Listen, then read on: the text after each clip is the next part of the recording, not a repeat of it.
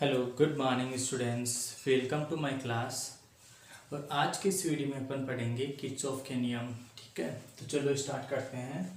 Kirchhoff के नियम। तो स्टूडेंट्स, जैसा कि आपने पढ़ रखा होगा इलेक्ट्रिशियन थ्योरी में, जटिल डीसी परिपथों को हल करने के लिए किरचॉफ ने निम्न दो नियम दिए। किरचॉफ के कितने नियम हैं? दो नियम। कितने नियम हैं? दो नियम। जटिल डीसी परिपथों को हल करने के लिए, जटिल प्रकार के डीसी परिपथ जो होते हैं उनको सिंप्लीफाई करने के लिए अपन क्या करते हैं? किरचॉफ के नियम अप्लाई करते हैं, राइट। तो देखो, किरचॉफ ने दो नियम दिए थे। कितने नियम दिए? दो नियम। एक होता है किरचॉफ का प्रथम नियम और एक होता है किरचॉफ का द्वितीय नियम। किरचॉफ का जो प्रथम नियम है उसे अपन बोलते हैं किरचॉफ धारा नियम, KCL, किरचॉफ्स करंट लॉ, या फिर उसे अपन बिंदु नियम या फिर संधि नियम भी बोलते हैं। बिंदु नियम या फिर संधि नियम। तो इस प्रकार किरचॉफ का प्रथम नियम धारा नियम या फिर बिंदु नियम या फिर संधि नियम एक ही है। ठीक है, याद रखोगे। अब देखो, इसे डिफाइन कैसे करते हैं। किसी संधि बिंदु पर मिलने वाली धाराओं का बीजगणितीय योग शून्य होता है। किसी संधि बिंदु पर मिलने वाली धाराओं का बीजगणितीय योग कितना होता है? शून्य। बीजगणितीय योग शून्य होता है। स्टूडेंट समझो इस चीज को। बीजगणितीय योग का मतलब क्या है? जैसे मान लो ये संधि बिंदु है, ये क्या है? संधि बिंदु है। ठीक है, इस संधि बिंदु पर मिलने वाली सभी धाराओं का बीजगणितीय योग शून्य होता है। अब यहाँ पे देखो कौन कौन सी धाराएं हैं।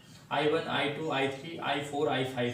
इन सभी धाराओं का बीजगणितीय योग I1, I2, I3, I4, I5।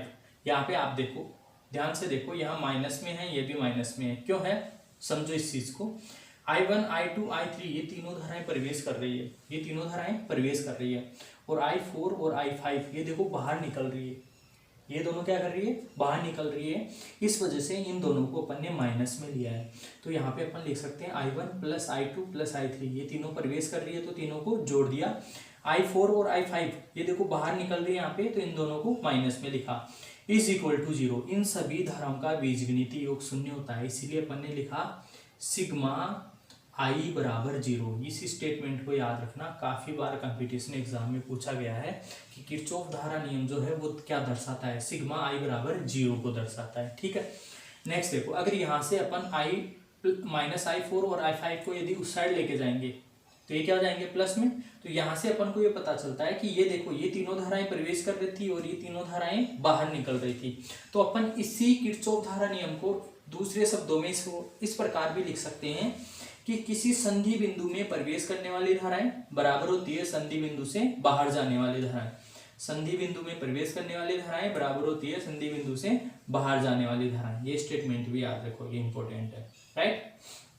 Next देखो, किरचॉफ धारा नियम जो होता है ये वेरी मोस्ट इंपॉर्टेंट पॉइंट है, इंपॉर्टेंट। किरचॉफ धारा नियम जो है वो आवेश संरक्षण सिद्धांत पर आधारित होता है।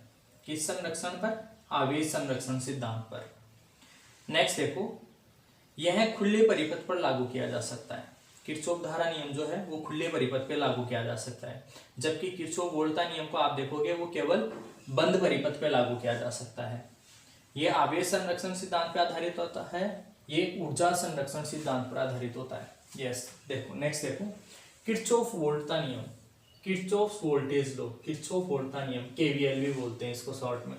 इसको अपन ने देखा KCL और इसको अपन KVL, या फिर इसे लूप का नियम भी बोल सकते हैं या फिर इसे मेष का नियम भी बोल सकते हैं। याद रखोगे सभी नाम, किरचॉफ वोल्टा नियम, KVL या फिर लूप या फिर मेष का नियम भी अपन इसे बोलते हैं। यस, स्टेटमेंट क्या है इस नियम का? किसी लूप या बंद परिपथ में, किसी लूप या बंद परिपथ में, देखो स्टूडेंट्स ये लूप या फिर बंद परिपथ है, ये क्या है? लूप या फिर बंद परिपथ में, किसी लूप या बंद परिपथ में समस्त विद्युत वाहक बल, समस्त विद्युत वाहक बल, विद्युत वाहक बल कौन से होते हैं? E1 और E2 तथा विभव पतनों का योग, तथा विभव पतन, विभव पतन देखो कौन से हैं? IR1 और IR2, IR1 और IR2, ये विभव पतन है। इन सभी का योग जो है, इन सभी का बीजगणितीय योग फिर से शून्य होता है। यहाँ इस साइड आप देखोगे किसी संधि बिंदु पर धाराओं का योग शून्य होता है। यहाँ पे विद्युत वाहक बल और विभव पतनों का, किसी बंद परिपथ में, किसी लूप में विद्युत वाहक बल तथा विद्युत वाहक बल तथा विभव पतनों का बीजगणितीय योग क्या होता है? शून्य होता है। विद्युत वाहक बल तथा विभव पतनों का बीजगणितीय योग शून्य होता है। तो यहाँ पे लिखा अपन ने सिग्मा I, मतलब विद्युत वाहक बलों का योग, और यहाँ पे अपन ने लिखा विभव पतन IR इनका योग। तो ये प्लस में लिया अपन ने और ये माइनस में, क्योंकि ये वोल्टेज ड्रॉप होता है इसलिए इनको माइनस में लिया। इन सभी का बीजगणितीय योग क्या होता है? शून्य होता है। इन सभी का बीजगणितीय योग शून्य होता है। ये किरचॉफ का दूसरा नियम या फिर किरचॉफ वोल्टा नियम या फिर लूप नियम या फिर मेश नियम कहलाता है। इसी को देखो अपन ऐसे भी लिख सकते हैं। यदि मान लो ये माइनस है, माइनस इनको उस साइड लेके जाऊंगा मैं, तो ये टर्म किस में आएगा? प्लस में आएगा। तो sigma is equal to sigma IR।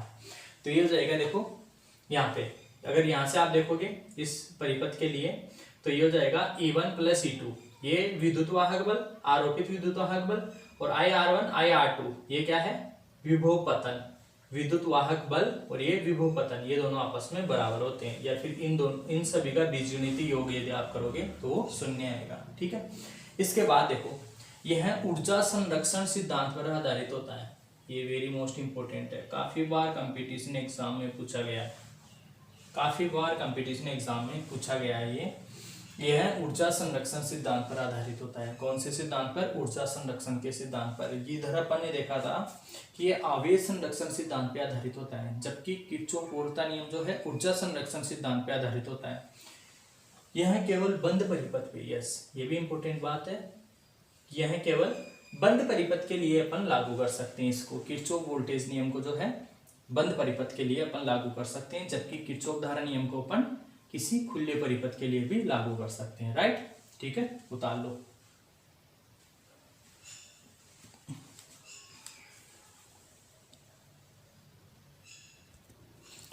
Next देखो, एक एग्जांपल करते हैं अपन। ये कुछ ऐसा परिपथ दिया हुआ है और इसमें अपन को Ix का मान ज्ञात करना है। Ix यदि आप लोग देखोगे क्वेश्चन में, तो Ix अपने पास ये रहा। इस Ix की वैल्यू अपन को फाइंड आउट करनी है। ठीक है, तो यहाँ पे देखो आप, किरचॉफ करंट लो KCL से, किरचॉफ धारा नियम से आने वाली धाराएं कौन सी है? 3 एम्पियर और 5 एम्पियर। 3 एम्पियर प्लस 5 एम्पियर बराबर बाहर जाने वाली धाराएं कौन कौन सी है? Ix है प्लस 1 एम्पियर है प्लस ये 2 एम्पियर है। आने वाली धाराएं बराबर जाने वाली धाराएं। इस संधि बिंदु पर आने वाली धाराएं बराबर संधि बिंदु से बाहर जाने वाली धाराएं। तो ये हो गया 8 एम्पियर बराबर ये हो गया Ix प्लस 1 और 2 3 एम्पियर। ये 3 एम्पियर इधर माइनस आएगा, तो Ix बराबर 8 एम्पियर माइनस 3 एम्पियर बराबर कितना आएगा? बराबर आ जाएगा ये 5 एम्पियर। ये आंसर हो जाएगा इसका 5 एम्पियर। एक बार फिर से देखो, ये कुछ परिपथ था, इसमें Ix की वैल्यू अपन को फाइंड आउट करनी है। ठीक है, कौन से नियम से फिर फाइंड आउट करेंगे अपन? किरचॉफ धारा नियम से। किरचॉफ करंट लो, किरचॉफ धारा नियम, संधि नियम या फिर बिंदु नियम। ठीक है, उसमें अपन ने देखा था कि आने वाली धाराएं देखो, प्रवेश करने वाली धाराएं 3 एम्पियर 5 एम्पियर, इसके अलावा बाकी तीनों धाराएं, ये 2 एम्पियर, ये 1 एम्पियर, ये Ix, तीनों धाराएं बाहर जा रही है। तो इनको अपन इस साइड लिखेंगे, बाहर जाने वाली धाराओं को इस साइड, और प्रवेश करने वाली, ये प्रवेश कर रही है, प्रवेश, और ये बाहर जा रही है, बाहर। ये प्रवेश जा रही है, ये बाहर जा रही है, प्रवेश कर रही है, बाहर जा रही है। ठीक है, तो 3 और 5 8, 1 और 2 3, Ix प्लस 3 इधर आएगा, माइनस होगा, और 8 में से माइनस 3 होगा तो 5 एम्पियर। ठीक है, उतारो। नेक्स्ट देखो, एक एग्जांपल और करते हैं अपन। In is equal to question mark. तो In की वैल्यू अपन को फाइंड आउट करनी है। ये कुछ ऐसा सर्किट दिया हुआ है। इस परिपथ के अंदर यदि अपन ध्यान से देखेंगे तो In ये रहा। In जो है इसकी वैल्यू अपन को फाइंड आउट करनी है, और In जो है बाहर की तरफ जा रहा है। अब यदि आप लोग इस परिपथ को गौर से देखोगे, ध्यान से देखोगे स्टूडेंट्स, तो आपको पता चलेगा ये 4 एम्पियर प्रवेश कर रहा है, ये 5 एम्पियर भी प्रवेश कर रहा है, और ये 7 एम्पियर भी प्रवेश कर रहा है। तो यहाँ पे अपन लिख सकते हैं 4 प्लस 5 प्लस 7, 4 5 और 7 ये तीनों प्रवेश कर रहे हैं। और बाहर कौन कौन से जा रहे हैं? In बाहर जा रहा है, प्लस 6 बाहर जा रहा है, और प्लस 8 बाहर जा रहा है। तो ये जाएगा 7 5 12 और 4 16 बराबर ये हो जाएगा In प्लस 8 और 6 14, 14 इधर आएगा, माइनस होगा, तो In is equal to 14 minus ये 16 minus 14 is equal to 2 ampere. ये आंसर आएगा। तो In की वैल्यू कितनी आएगी? 2 एम्पियर। फिर से देखो एक बार, आई एन की वैल्यू अपन को फाइंड आउट करनी थी, ठीक है। यहाँ तीर का निशान देखोगे, विद्युत धाराओं के जो है तीर के निशान सबसे पहले चेक करोगे आप लोग, उससे अपन को ये पता चलेगा कि कौन सी धाराएं प्रवेश कर रही है और कौन सी धाराएं बाहर जा रही है। तो यहाँ पे यदि आप लोग गौर से देखोगे, ये धारा 4 एम्पियर प्रवेश कर रही है, 7 एम्पियर प्रवेश कर रही है, 5 एम्पियर प्रवेश कर रही है। तो 4, 5, 7 ये प्रवेश करने वाली धाराएं हैं, प्रवेश, ठीक है। और आई एन ये बाहर जा रही है, 6 एम्पियर बाहर जा रही है, 8 एम्पियर बाहर जा रही है। ये बाहर जाने वाली धाराएं हैं, बाहर, ये बाहर निकल रही है, ठीक है। तो इनका योग बराबर इनका योग। किरचॉफ करंट लॉ में अपन ने यही तो पढ़ा था, किसी संधि बिंदु पर प्रवेश करने वाली धाराएं बराबर संधि बिंदु से बाहर जाने वाली धाराएं। तो 16 बराबर आई एन प्लस 14, तो यहाँ पे I N is equal to 16 minus 14 is equal to 2 ampere. Yes,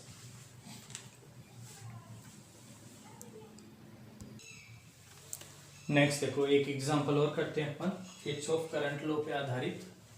अज्ञात धारा आई वाई का मान ज्ञात करो। आई वाई का मान ज्ञात करना है। आई वाई चित्र में देखो, आई वाई कहाँ है, सबसे पहले आई वाई ये रहा। आई वाई जो है प्रवेश कर रहा है। यहाँ यदि आप लोग इस डायग्राम को गौर से देखोगे तो कुछ धाराएं प्रवेश कर रही है, कुछ धाराएं बाहर निकल रही है। तो वही नियम जो किरचॉफ धारा नियम है वही अपन को अप्लाई करना है यहाँ पे। सबसे पहले देखो मैं लिख रहा हूँ प्रवेश करने वाली धाराएं। प्रवेश करने वाली धाराएं कौन कौन सी है, देखो ये रहा आई वाई प्रवेश करने वाली धारा, ये देखो ये प्रवेश करने वाली धारा 5 प्लस इसके बाद में प्रवेश करने वाली धारा 4 प्लस ये देखो 1 ये प्रवेश करने वाली धारा बराबर बाहर जाने वाली धाराएं। बाहर कौन कौन सी जा रही है, 6, 7 और 2, 6 प्लस 7 प्लस 2 ये बाहर जाने वाली धाराएं हैं। ये सारी की सारी धाराएं जो है ये प्रवेश कर रही है और ये बाहर जा रही है। ये प्रवेश करने वाली धाराएं और ये बाहर जाने वाली धाराएं, राइट। तो ये देखो कितना हो जाएगा, I Y is equal to 5 plus 4 plus 1 कितना हो गया 10, आई वाई प्लस 10 बराबर ये कितना हो गया 6, 7, 13 और 2, 15। तो ये आई वाई इज इक्वल टू आ गया 15 माइनस 10 बराबर 5 एम्पियर आंसर। आई वाई की वैल्यू कितनी आई 5 एम्पियर, ठीक।